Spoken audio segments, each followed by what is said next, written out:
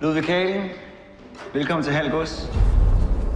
Du vil forsøge at dyrke heden. Jeg vil bygge kongens første koloni derude. Det er fantastisk, det du er i gang med. Jeg får redan en känsla av liv her ute. Heden er Guds natur i al sin pragt. Hvorfor kastrere et vildt væsen, der bare gerne vil være frit? Man har Gud netop ikke sat mennesker på jorden for at skabe civilisation. Gud er kaos.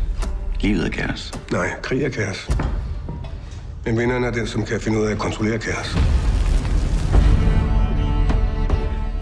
Det er min jord. Det er kongens jord. Jeg arbejder for kongen. Hold op med at tale om kongen, som om du kender ham. Han ved ikke engang, du findes.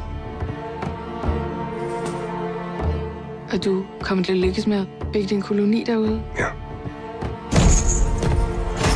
Hvis du bekriger ham, så risikerer du alt. Schenkel stopper ikke, før han er vundet. Jeg har brug for det. Du vil bare have din adelige titel, så du kan mænge dig med de fine folk.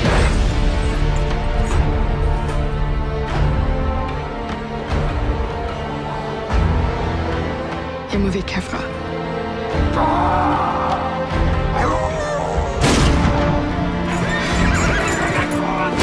Vi vill fan inte dö för det är ett helt projekt.